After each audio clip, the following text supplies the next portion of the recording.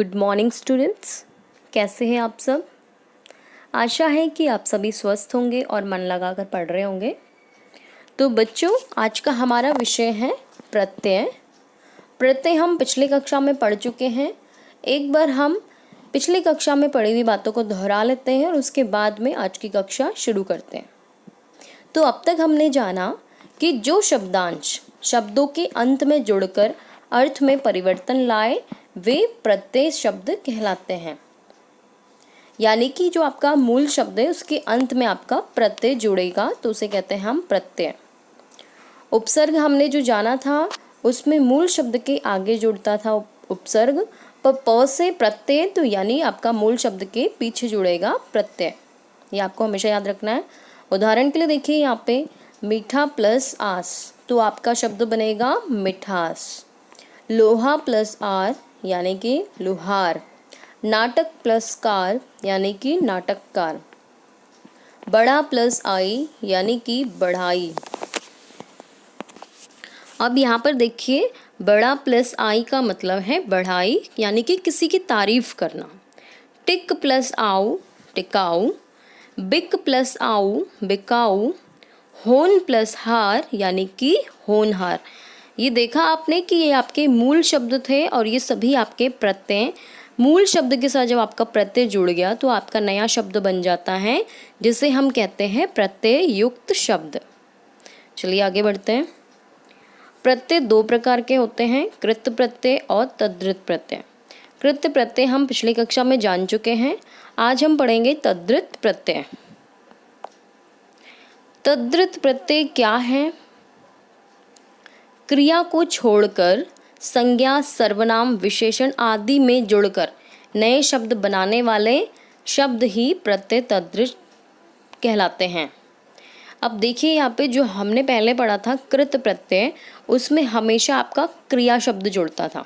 ठीक है, क्रिया का मूल रूप धातु यानी कि उदाहरण के लिए लड़ प्लस आई यानी कि लड़ाई, वो आपका क्रिया का धातु रूप था, इसलिए वो आपके कृत प्रत्यय कहलाते हैं। पर तद्धित में साफ कहा गया है कि क्रिया को छोड़कर आपके संज्ञा, सर्वनाम और विशेषण के साथ आपका प्रत्यय जुड़ता है जिसे हम तद्धित प्रत्यय कहते हैं।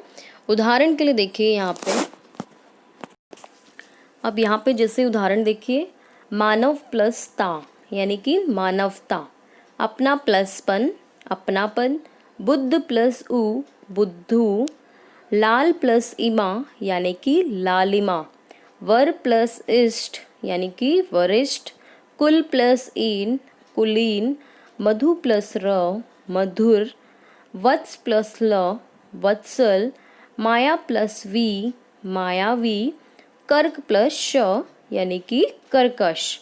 तो देखा आपने कि ये सभी शब्द आपके संज्ञा, सर्वनाम या विशेषण थे और इनके साथ जुड़ा था आपका प्रत्यय जिससे बना था आपका नया शब्द प्रत्यय युक्त शब्द। इसमें कहीं पे भी आपको क्रिया नजर नहीं आएगी क्योंकि क्रिया वाले शब्द तो आपके कृत प्रत्यय हैं। ठीक है, अब देखिए ये है आपका तद्धित प्रत्यय के कुछ अन्य उदाहरण। ढोल प्लस क यानी कि ढोलक। छाता प्लस री छतरी। कालू प्लस टा कलुट्टा। दुख प्लस ड़ा दुखड़ा, या अगर यहाँ पे बच्च प्लस ड़ा होता तो बछड़ा होता। टांग प्लस ड़ी टंगड़ी। खाट प्लस ली खटौली। बच्चा प्लस वा बचवा। नाना प्लस हाल ननिहाल। नाक प्लस एल नकेल। ससुर प्लस आल ससुराल। मामा प्लस एरा यानी कि ममेरा। चाचा प्लस एरा यानी कि चचेरा। आगे देखिए, भाई प्लस जा, इससे बनेगा आपका भतीजा। बहन के साथ जा जोड़ा तो हमने भांजा। विष प्लस एला विशैला। कठिन प्लस तर कठिनतर। बुद्धि प्लस मान यानी कि बुद्धिमान। यहाँ पे सभी आपके संज्ञा, सर्वनाम और विशेषण वाले शब्द हैं, क्रिया वाले शब्द नहीं हैं। ये आपके प्रत्यय थे और इन दोनों के जोड़ने से जो नए शब्द बने थे वो थे तद्धित प्रत्यय। तो चलिए आगे बढ़ते हैं। अब देखिए उपसर्ग भी हमने पढ़ लिया है, प्रत्यय भी हमने पढ़ लिया। अब दोनों के बीच अंतर क्या है वो जान लेते हैं। उपसर्ग हमेशा शब्द के आरंभ में जुड़ता है जबकि प्रत्यय शब्द के अंत में जुड़ता है। उपसर्ग जुड़ने पर मूल शब्द का अर्थ बदल सकता है। उदाहरण के लिए प्र प्लस चार यानी कि प्रचार। चार का जो अर्थ है वो प्रचार का अर्थ हो जरूरी नहीं है, बिल्कुल भी नहीं जरूरी, क्योंकि प्र के मिलते ही इसका अर्थ ही बिल्कुल बदल गया। इसमें आपका अर्थ हमेशा बदलता है, जबकि प्रत्यय जुड़ने पर अर्थ मूल शब्द के इर्द गिर्द ही रहता है। उदाहरण इतिहास प्लस इक यानी कि ऐतिहासिक। इसमें इक प्रत्यय है जो शब्द के अंत में जुड़ा है, पर इतिहास और ऐतिहासिक दोनों ही हमें भूतकाल के बारे में बताते हैं। ठीक है, आगे बढ़ते हैं। उससे पहले मैं एक चीज़ और बता दूं आपको, जो उपसर्ग होते हैं आपके अधिकतर शब्द विलोम शब्द बनाते हैं। जैसे धर्म के साथ हमने अ जोड़ दिया आगे, तो आपका बन गया अधर्म, यानी कि धर्म का विलोम अधर्म। प्रत्यय में ऐसा नहीं है, प्रत्यय जो शब्द हैं वो आपके विलोम शब्द नहीं बनाते, ये भी अंतर है। आगे बढ़िए, ये देखिए उपसर्ग और प्रत्यय के योग से बने शब्द, यानी कि कुछ ऐसे शब्द भी होते हैं जिसमें आपका उपसर्ग भी होता है और प्रत्यय भी होता है। अब आपको ध्यान से समझना है।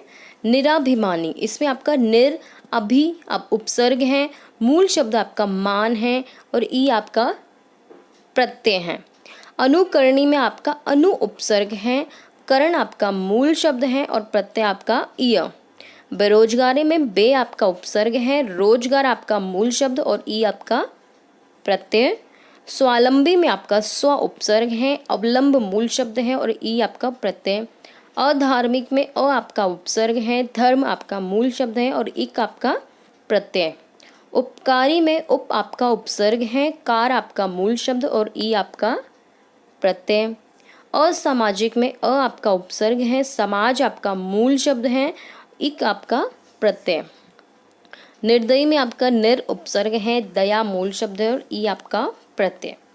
तो ये थे आपके उपसर्ग और प्रत्यय दोनों के योग से बने हुए शब्द।